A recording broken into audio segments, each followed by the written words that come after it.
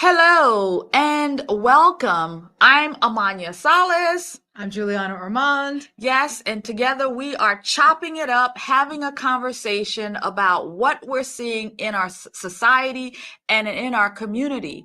And so we're coming to you today because we want to have the conversation. And so we're going to take you on for the ride of us expressing our thoughts and putting forth the things that we are seeing. And so, Juliana, it is great to be with you today so we can have this chat. There is multiple things happening currently in the trending topics. Yep. But we want to focus a little bit on we talked about it last time we were together. These cities, these vision zero cities, these smart cities. And so it's come before us that Bill Gates is spearheading, putting together one of these, smart cities in Arizona. And he's purchased like 24,000 acres of land or something like that to get this thing going.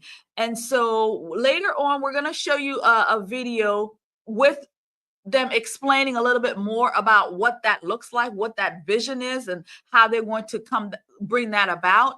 But we just wanted to have that conversation, zoom in to see what this looks like, building it, and what that's going to mean for future cities all over this country. Because believe you me, this is not just this is the first project of them. This is not an experiment, not really. This is how they want to see how this goes, and then they start to implement that. And I've also heard, Juliana, that they want a same kind of city in Los Angeles.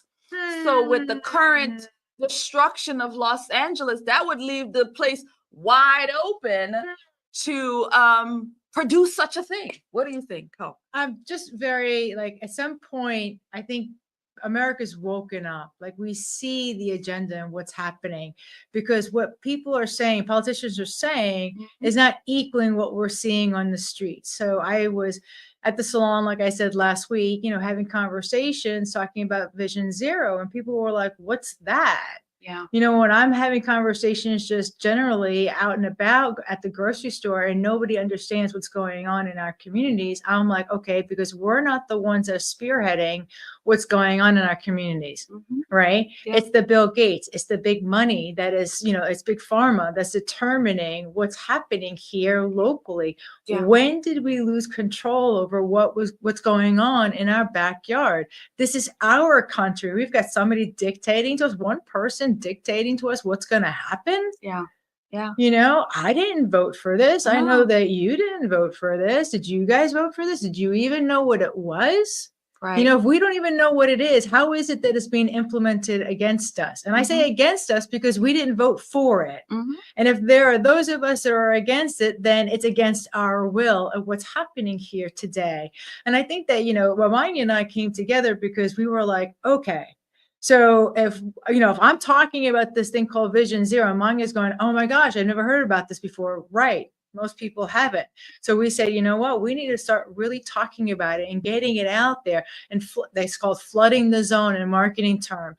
So that, things like the words Vision Zero becomes, in the mainstream. Yeah. And people really start to wake up and understand what's happening to them, because things are either progressing forward or they're deteriorating. They don't stay status quo, right? So if you're doing nothing, by default, you are doing something, which is not stopping that which you don't want to happen. Yeah. It's our responsibility to be determining what it is that we want in our communities.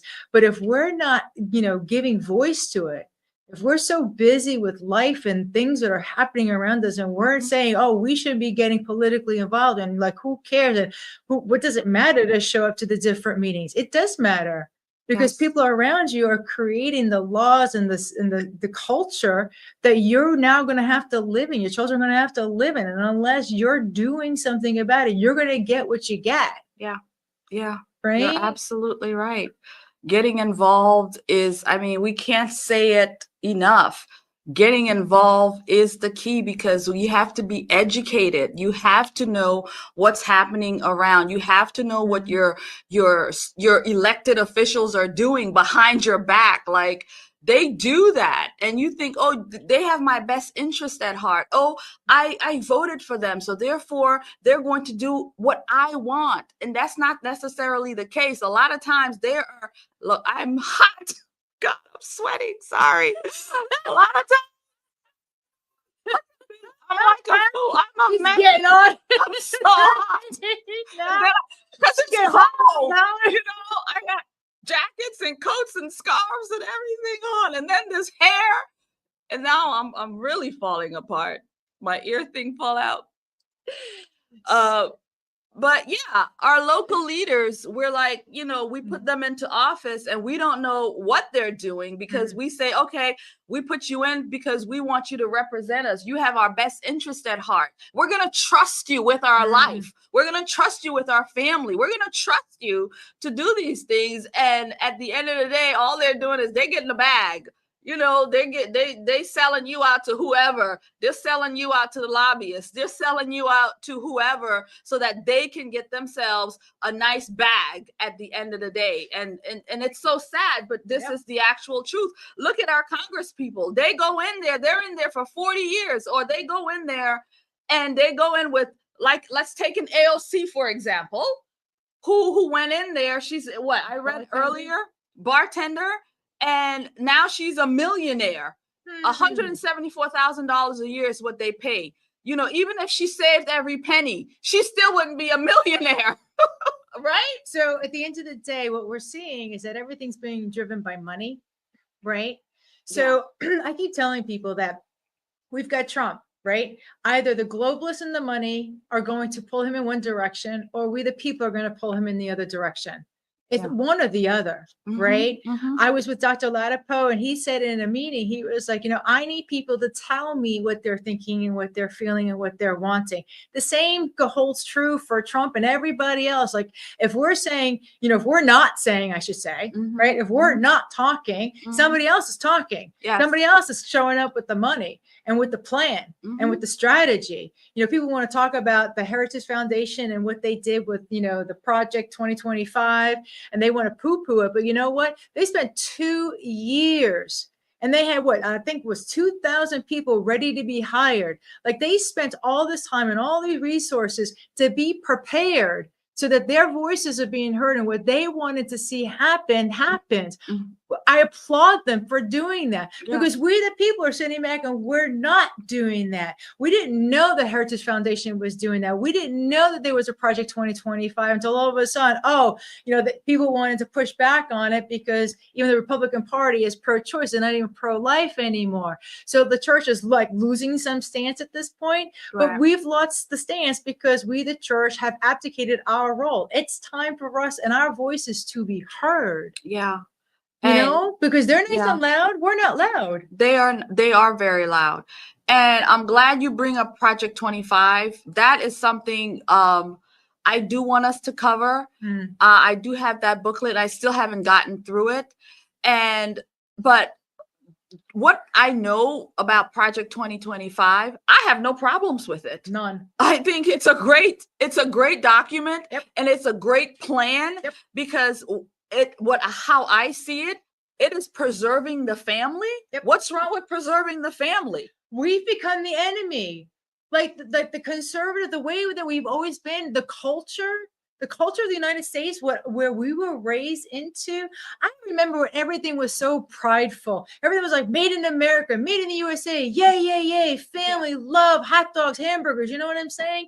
And now that's poo-poo. Yep. You're not allowed to say that. I mean, I was called a racist for saying that there were more babies aborted in New York City than born. A racist. And I'm sitting here going, what kind of culture, like they just skewing words and stuff like that? They just word salad things so that they can come after me because they've got nothing else. They can call me a racist. No, they have nothing else. They've got nothing else. That's exactly what it is.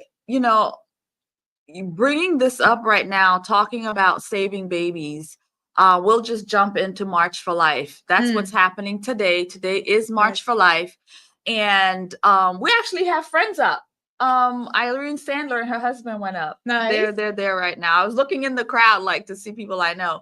But yes, this is what's happening today. So a big march on Washington. It's been happening I think for the past 50 years.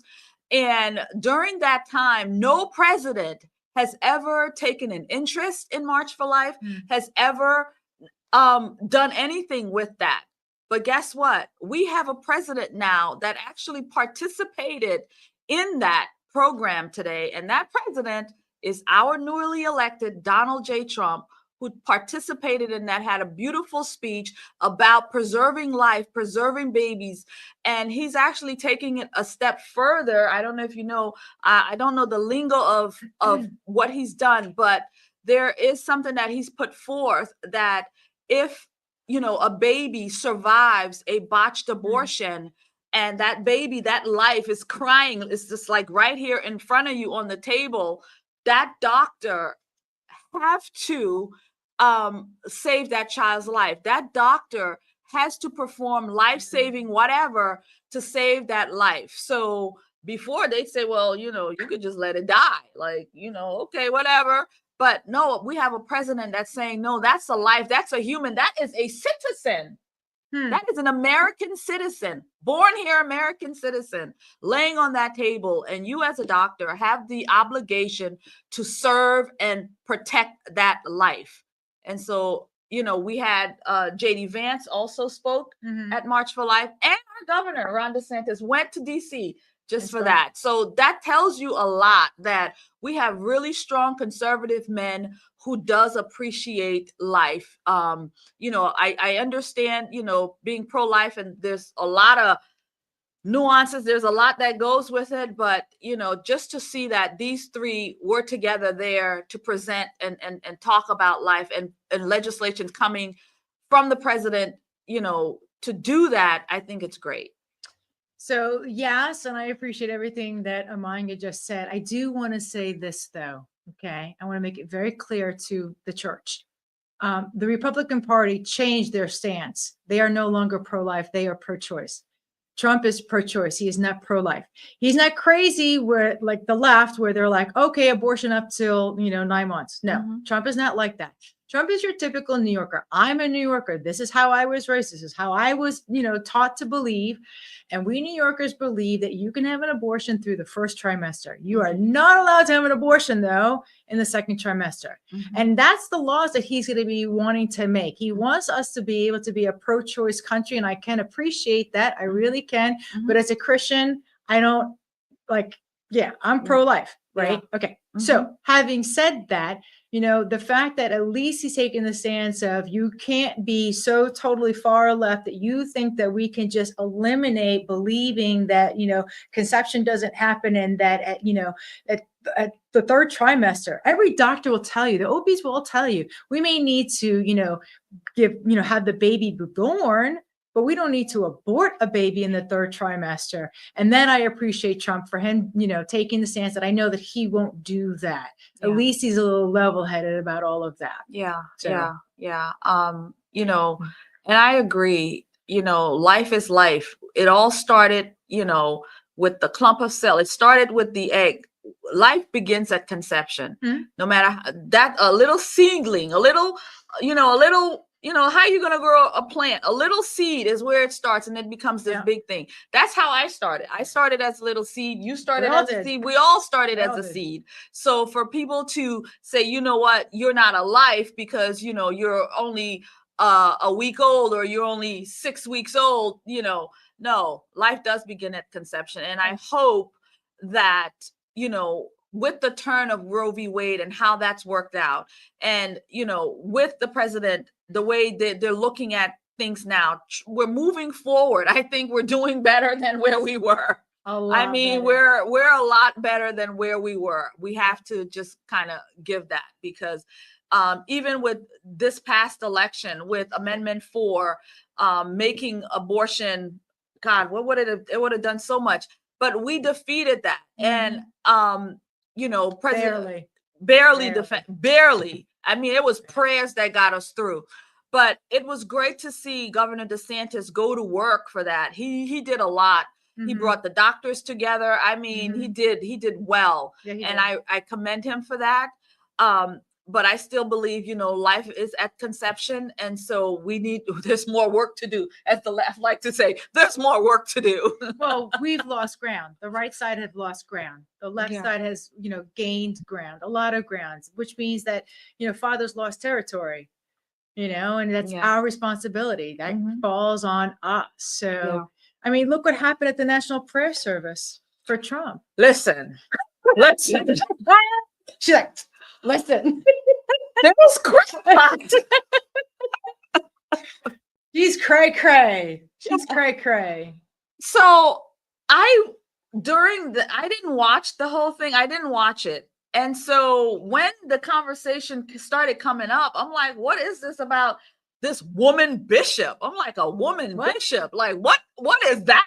A woman bishop? But okay. And then I was like, okay. And then I saw a video where she had gone to the different medias. Obviously, she went to different news, and she went to CNN to explain. She went to do explaining. She went to The View, and The View welcomed her with open arms. Come on down, Bishop, so we can have your point of view on, why you did this. And it was Joy Behar, I believe, who was, oh, you're such a hero, or something she said, like just commending this woman and praising this woman, to use the pulpit, to use her platform as a bishop in the church to do this. This is the next day after the election, for you to stand there, to use that moment to, present the LGBTQ as, these are, no, are you really for God? Like praising cutting off babies' parts and children's parts? Like, what is this? Where in here are you going to find that? Nowhere. Like, how can you get on a pulpit and be talking about things as completely the antithesis to what Father has said? Like, did Trump not know that this was going to happen? His whole family, the reaction. I saw the shot. I was looking at the whole family. Everybody's sitting there. I'm like, wait a minute. Are they going to get up? Are they going to leave? I would have gotten up. I was reading articles on it, watching the videos on it, and I was like, I would have gotten up. Yeah, I think they should have. Total protest, to be like, you've got to be kidding me. No, they should have left.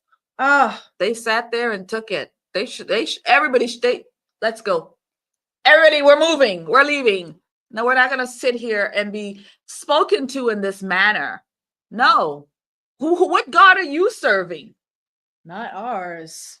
When you're advocating for killing children, you're advocating for the abomination. The word says it is an abomination of these relationships, right? And also of the mutilation of children.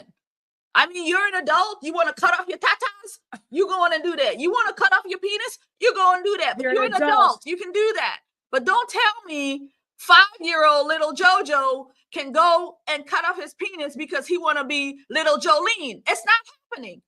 No, we're not going to do that. So anyway, that crackpot, I can't. But anyway, I mean, this is a woke human being. I mean, this is a bishop. I don't even understand when women started having these roles. Like I get that women wants to preach and be, but a woman bishop? Like, I don't understand that. I don't either. I don't get it. So this is what Trump said. He said the so-called bishop who spoke at the National Prayer Service on Tuesday morning was a radical left hardline Trump hater.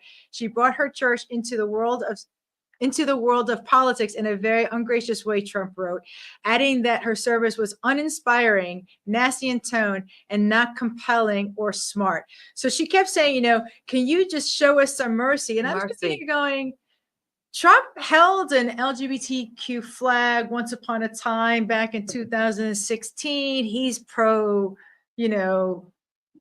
abortion. He's pro, homosexuality. He's not against any of that. So why would she get there and go, have mercy on us? Like, was that just a ploy? Was that just propaganda? Was that just a rally, the group of people to say, oh, now we're in big trouble because now Trump is in. So they just needed to like have this out in the ethers for people to be talking about this kind of nonsense as if he would, go after them or something? I don't know.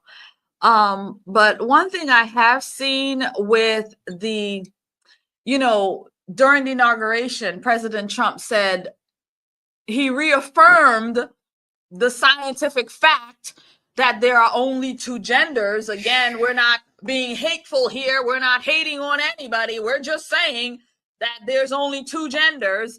And the president says that we're going to, go back to those normalcies, that there's only two genders, especially when you were in the social setting, like airports, public buildings, and so on. There's no need for all that extra. It's two genders. You were born a man, you're a man, you use the men's bathroom. You're a woman, you were born a woman, you use a woman. We got no problems. But the hysteria on TikTok, was off the chain, as we like to say, because the purple-haired freaks, the mics are purple. So these people with purple-haired freaks, green-haired freaks, these people, they were on there just livid. Oh my God, I'm going to have to relocate. I'm going to be disappearing. He said there's only two genders. So, I mean, people have mental confusion. That's what they have. They have a mental disorder, and that's what they have. So I feel for you. I feel for you because you have something wrong with your brain and you need help. I feel for you. But when you look at this thing as a whole, the Democrat Party, they have coddled this and made it into something that these people need mental help. They need help. They've weaponized it. That's what they've done. They've literally weaponized this against we the people. It's scary what they've done. They've changed the culture. Yeah. Yeah. The culture is not the same anymore. And that what we're trying to say is, it's time for us to regain the culture, regain back to normalcy. Normalcy, a little bit of normalcy.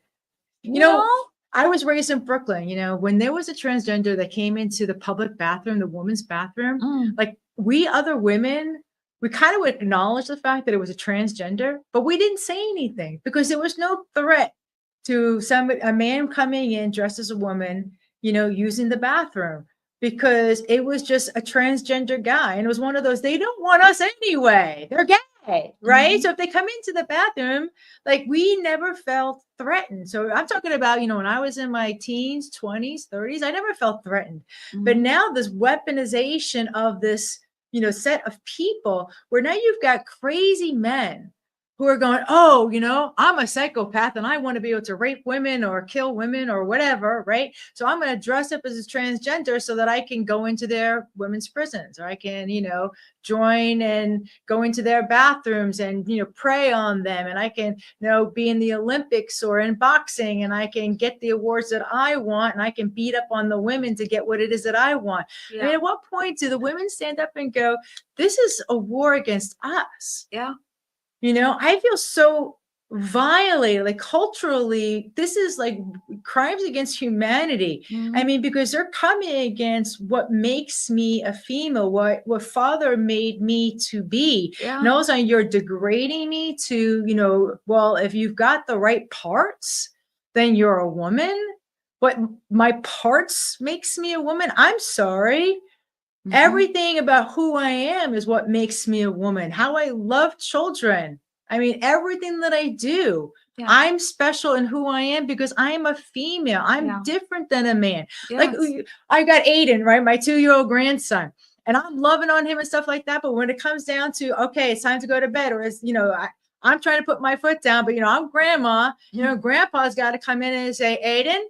And Aiden listens. Right. Okay. Because he's a man. He brings in the authority that I can't necessarily bring in, but I bring in the softness and everything that I am to this 2-year-old child. Yeah. You can't tell me some transgender man can bring in and do for my grandson the way a female can. I'm sorry. No. Nor can I come in and be the father like person to, a male boy. Yeah. I'm a female. Yeah. That makes me special. Yeah. And at some point, our culture needs to stand up and go, this is not right. And Yeah. what they're saying from the pulpit, like this Bud person, whatever her name was, Yeah. and she's espousing these things, it's like, no, that doesn't agree with us. That's not our culture. Yeah. We're not adopting that. We're not allowing that to happen in our communities and in our churches. No.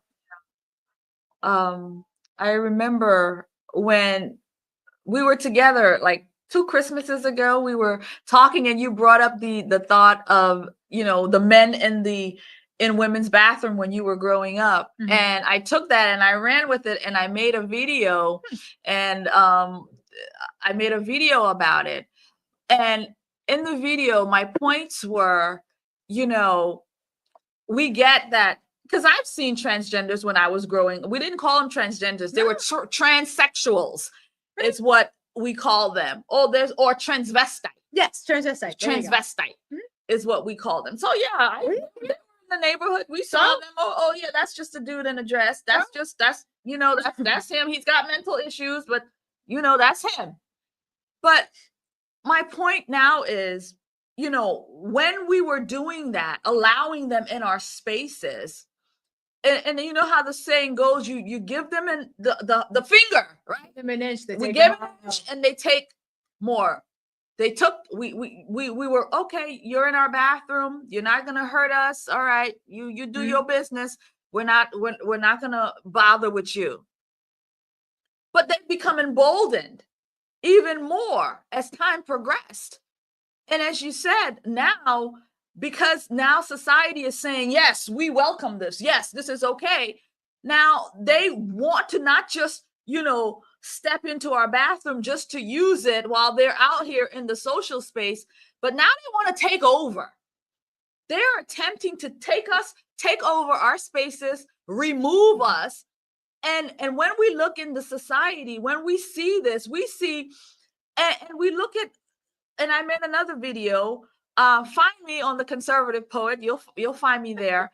So I made another video where I talked about when we looked at the athletes, the male taking over women swimming. I mean, this man who could not, bring it with swimming against men. He couldn't win any medals, but I could take you down. Wait, what? Right. Oh, I'm a transgender. Just call me, what's her name? Just call me Lisa. Just call me whatever. I'm a transgender now. Now I'm gonna swim with women. And guess what? They said, oh, okay, you can do that. And then now your medals, you're winning medals. Again, removing women out of the space and taking over the space. And I remember there's a picture of this guy. What's his name? I can't think of his name. And there's the young Riley looking up at this giant, and there's his big old foot. He's in his swimming gear, his pouch where his penis lives, and just like, disgusting is this? Somebody's actually gonna really believe that you're a woman? Like, really? But yet the laws, and we talked about this before, the laws that's supposed to protect women aren't protecting women, but they're protecting this dude who is literally taking over our space and literally erasing us. And if you say, wait a minute, that's not fair, they say, you're a racist. You're a racist. You're a racist. Right? That's what we are. It's crazy. But that's what you're talking about, is how they weaponized it. They took something that was, I don't want to say normal, right? But something that just was. It was. And they just made it something that they weaponized it. They made it something that they can use as a weapon against other people. It goes back to what I said about, men being, criminals just dressing up as women to, pretend like they're transvestites, and they really aren't. They're radicalized.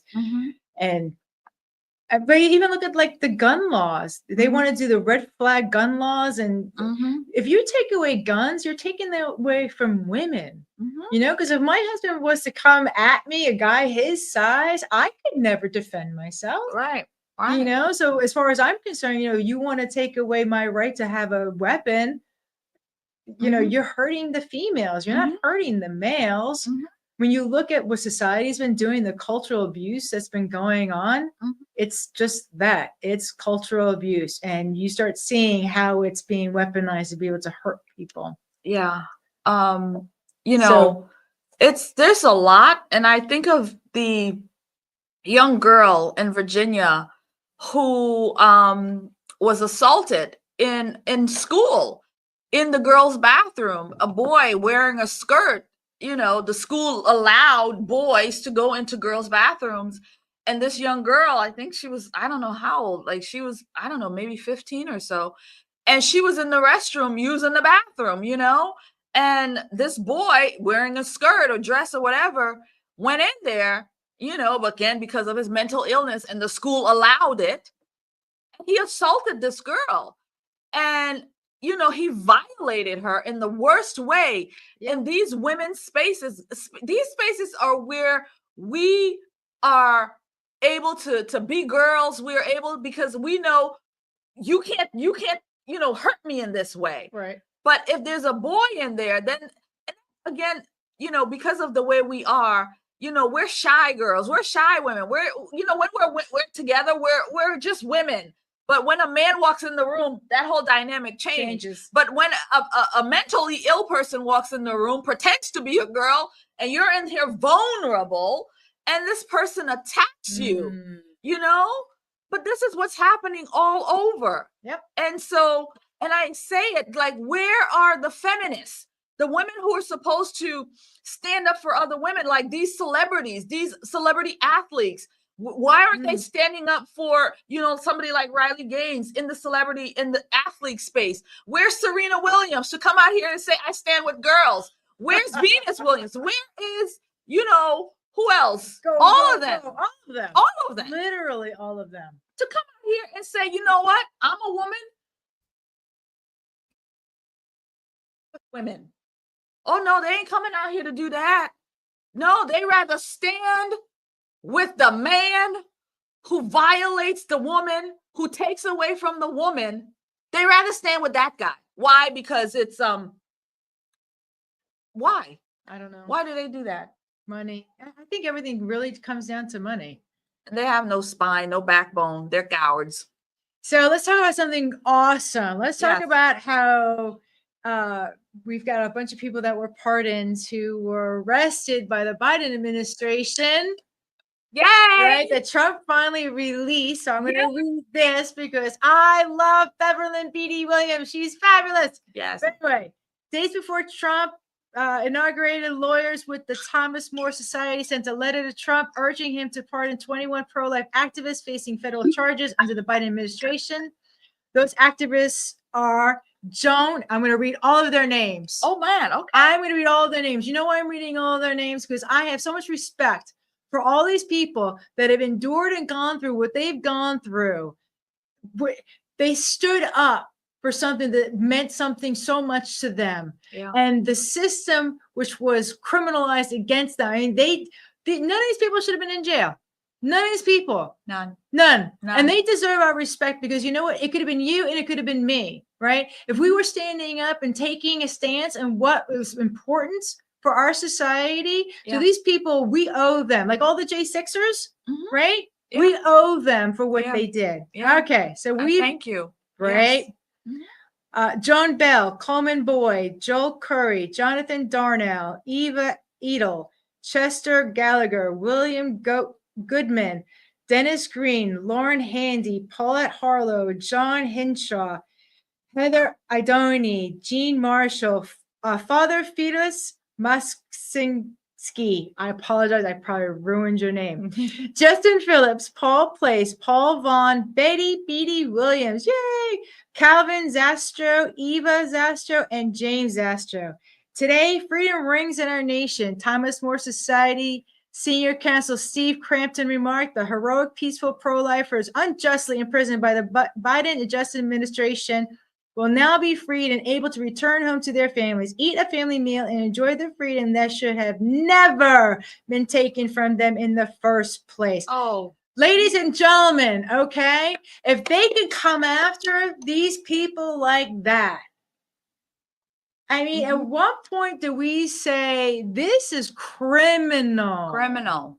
What criminal. what they did to the J6 people, what they did to all the people that I mentioned, it's not, no, because if they can, Trump, how many times do they come after him? What they were doing to him? Because if they can do that to him, they can do that to you. How many people are in jail right now because the justice system went after them? Yeah, right? lot. Yeah, a lot.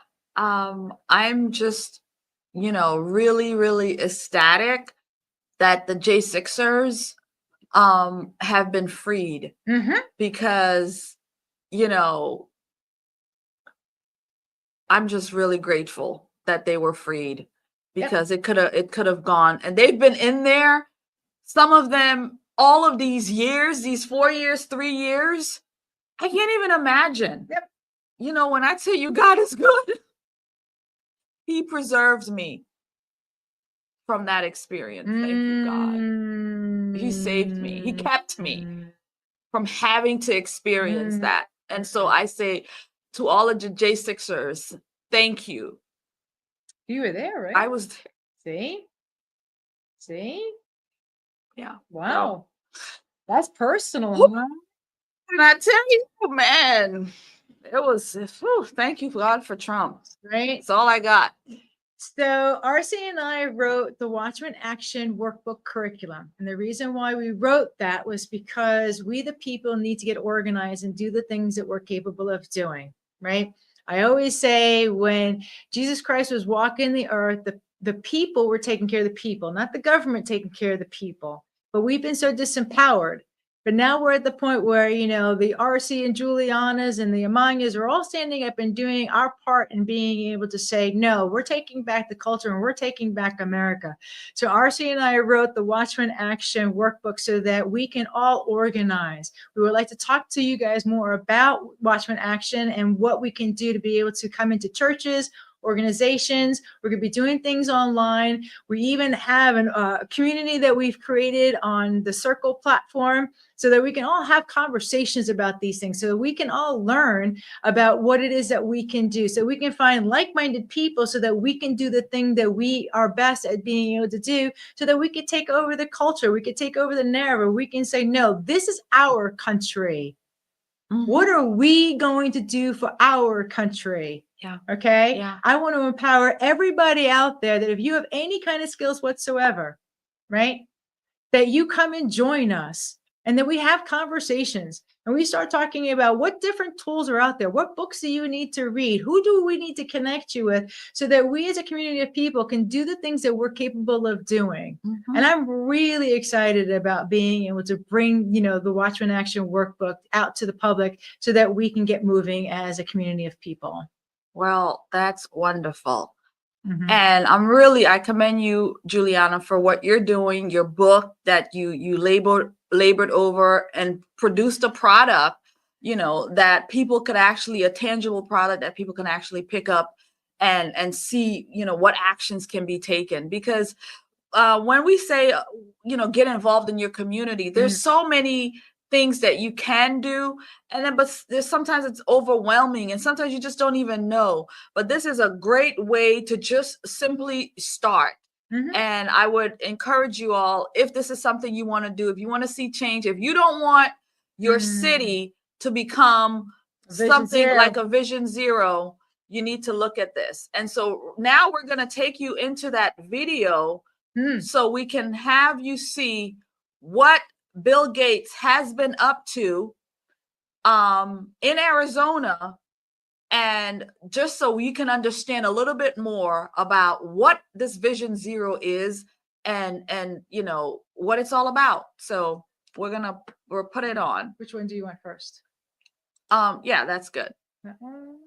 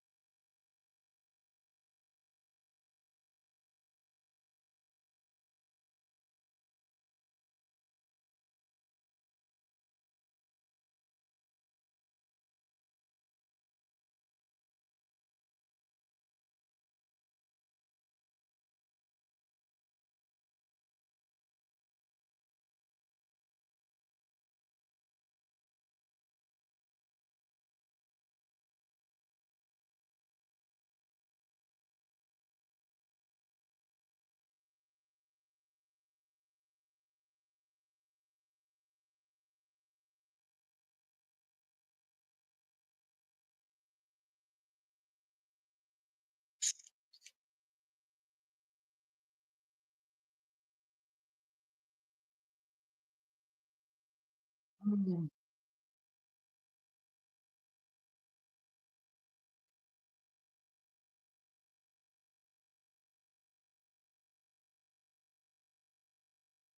Hmm.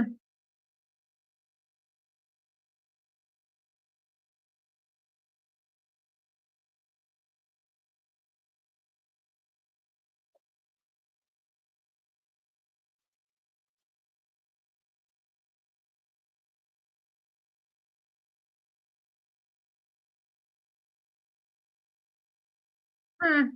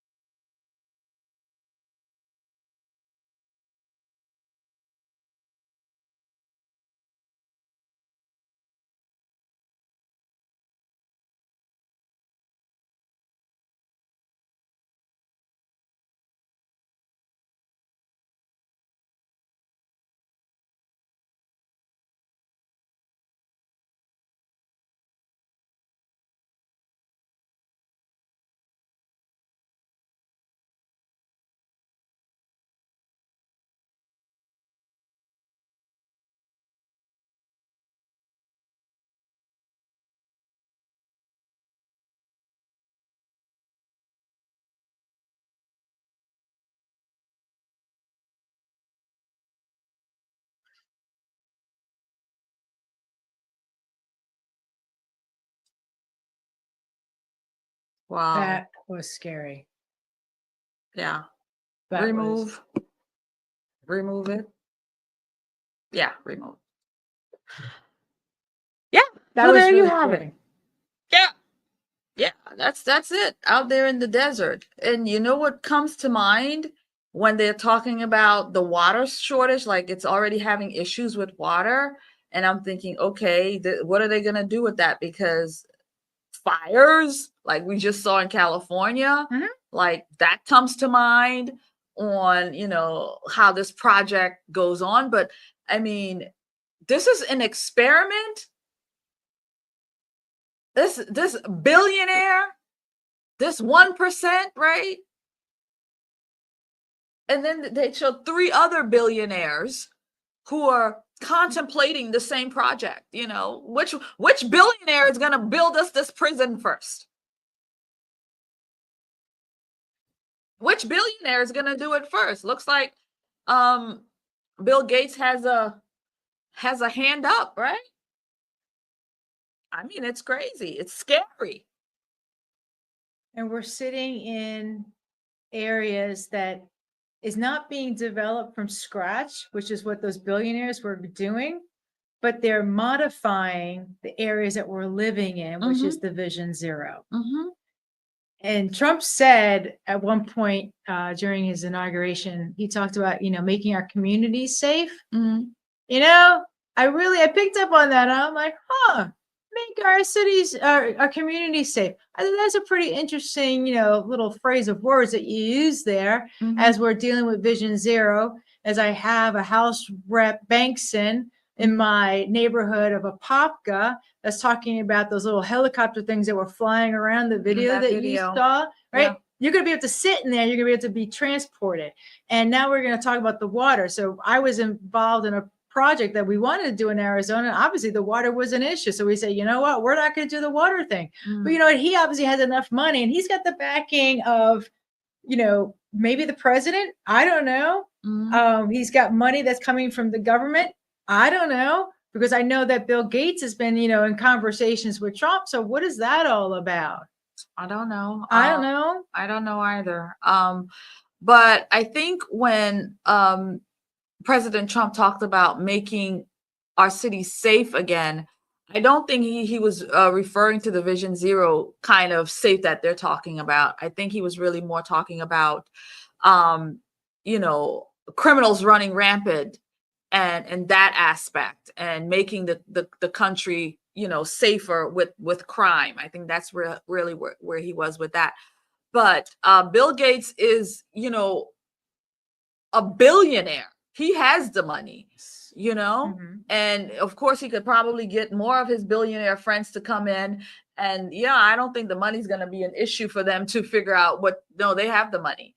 So I'm actually going to push back a little bit. I think Trump knows exactly what's going on. Bill Gates is, you know, in his office and they're having conversations about this, you know, 15-minute city, you know, Vision Zero stuff. I mean, Trump knows everything that's going on. So when he's talking about, you know, making communities safe, I can't imagine him not knowing what's going on and him not knowing the project of Bill Gates. So, you know, she's more of a Trump supporter where I'm more of a, hey, listen, in 2015, I told my husband Trump needs to run because I wanted him to run 2012. Again, I'm a New Yorker, right? And I kept saying that I needed a business person inside the government, right, to clean up all the government, you know, stuff that was happening behind the scenes. And then he got, you know,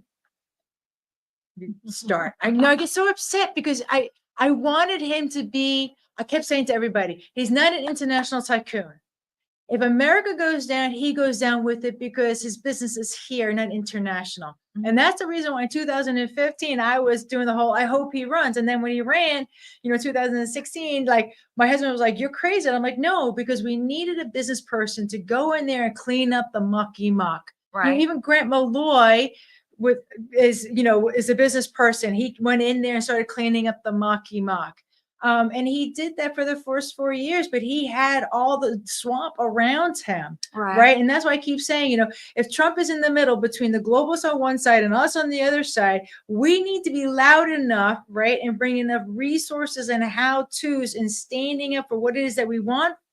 What we want, period. Or we're going to have the Bill Gates and the Elon Musk and all these billionaires telling us, how is it that Bill Gates owns that much farmland? Yeah. He's all about the appeal and the GMO stuff like that. I don't want that crud. No, he owns like over 250,000 acres of farmland across our country. What are you doing with all the land? What are you planning to do? Obviously, we just learned he's preparing to build his own city. That's one thing. What is he doing with the food? What is he doing with these kinds of things?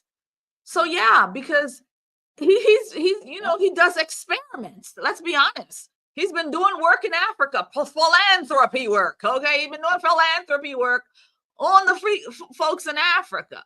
What are you doing? And we know he doesn't really. I don't think he likes human beings. I don't think he likes human beings.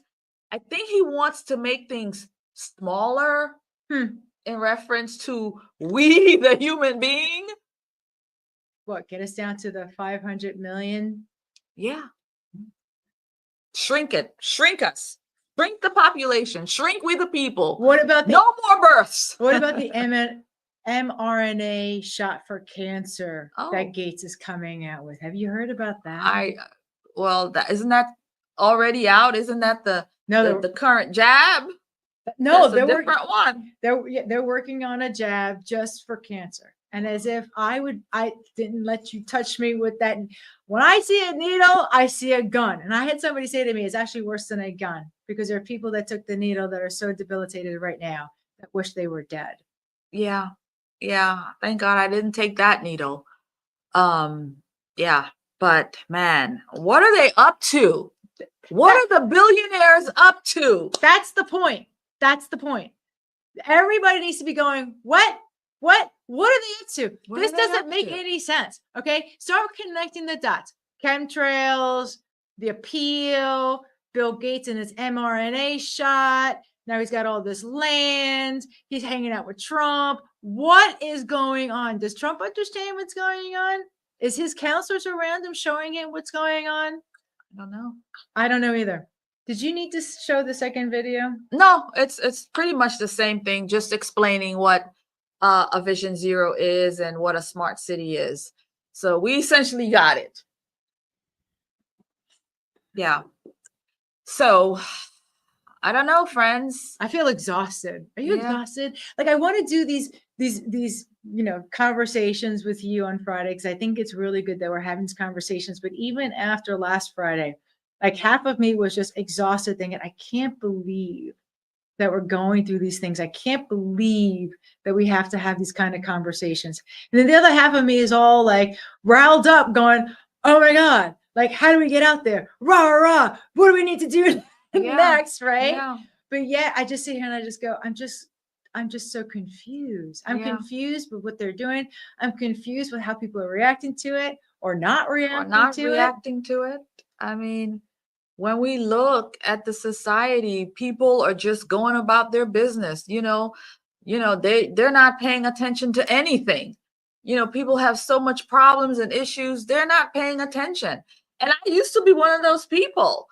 I wasn't even into politics. Like, I could care less. I was busy doing nothing, actually, but busy, just wasn't aware. And, and once I did become aware, I became this force who had to fix it. I had to fix it. Like, no, I'm gonna fix this. So we need everybody to become like an Amana. When they start to see something, that they go, okay, I'm going to get involved, and I need to figure out how to get involved. Yeah. Okay. So again, I'm going to go back to Watchman Action. Go to watchmanaction.org. Okay. Let's start talking about how do we all get involved, right? If you're somebody that's sitting on the couch going, I know I need to get involved, but I don't know how to get involved, contact us. Okay. We need to start getting people plugged in, start getting people connected to each other, so that we can start talking about what it is that is important to us and what do we want to do to be able to change that. Yeah. Yeah. Yeah. We can't say it enough, especially in your local communities, keeping an eye out and learning about what's going on, going to the school board meetings to learn what are they up to. Especially you parents who has children in the school district. You've never even been to a school board meeting. You don't even know what's going on there. Those are the kinds of things. Pick a mountain and be on that mountain. If it's, you want to do better, you want to know what's going on in the schools, then pick your school as your mountain and you work there. Right. You want to know what's going on at your council, what's happening with what the council people are up to. Hey, show up, because those meetings are public. You figure out a way, they're online. You figure out a way to, be in attendance and start showing up. Before you know it, the mayor's gonna know who you are. Oh, she been here a couple of times. I wonder who she at. Why you here every day? Like that. They start to pay attention, because when it's business as usual, no, they have no accountability. They have no accountability for for those things. So, but when we the people start gathering, you bring 2 or 3 with you, and y'all sit there to hear what they got going on. Oh, really? That's what you're doing? Okay. Yep. And so there's power when we come together as a people, and they are afraid of that. There's power in it. And I just have to throw this in. The power spoke over this last election, because we had 2 options during this last election, and the people spoke. And so that is the power of we the people, when we decide we've had enough. And the only way for you to know you've had enough is to be able to see the manure yourself. It's the only way to know, okay, this is BS. I've had enough. It's time to put new people in. And that's where it starts. So we just interviewed Pastor Jack Killigos. He's the mayor, and he's running again for Lake Wales, Florida. And he's fabulous. And one of the things that he talked about was, for the people to, talk to him, to have conversations with him, and don't just show up at the board yelling and screaming, but actually show up and call your mayor and call your elected officials and say, I have a grievance about this, or I want to learn about that, or I want to tell you about this other thing, and have conversations. We interviewed Grant Malloy. He was like, people don't call me. Like, we should know who our representatives are. We should be having conversations with them, right? They work for us. They Yes. don't just work for some weird, out there entity. It's us, we the people. So we need to have those conversations because they're looking for us to have the conversations with them. But it's about us stepping up and doing just that. Have that conversation because they need to know what it is that we want. Again, Trump is going to get pulled in one of two ways, in the globalist direction or in America's direction. It's up to us to make sure that what he's doing is for our benefit, what we want to have happen, right? Not the Vision Zero, not what Bill Gates wants to have, not Elon Musk and the chip that he wants to do, what we the people want to do. And we need to take money out of the equation. And it should be their job, their sole job is to protect our sovereignty. Yes. And when they're not protecting our sovereignty, we the people need to say something. Yeah, I agree. Okay. I definitely agree. So we're at the top of the hour. Is there anything else that you wanted to discuss? I think we're good. There's so much things going on, but I think we're good. I think we've covered, we've had a great conversation. It's an hour now. So, I think we're good. Yeah. Okay. So we'll end it here. Awesome. So I've already talked about who I am and where they can find me. So you go ahead and do that. Okay. So friends, you can find me here also on YouTube. I have my channel, The Conservative Poet. And you can also support what I do. I have my website, The Orlando Patriot, where I sell patriotic products, candles, t-shirts, mugs, everything patriotic. And so I really appreciate the help there. And so that's where I'm at. And, doing the work on the ground. You can find us in person doing the work on the ground. But really appreciate your support. And we look forward to connecting and having these conversations. Yeah. Awesome. So, all right, everybody. I'm Julianna Armand with Watchman Action. We love you guys, and we're looking forward to seeing you on the road. All right. Bye, Take guys. care.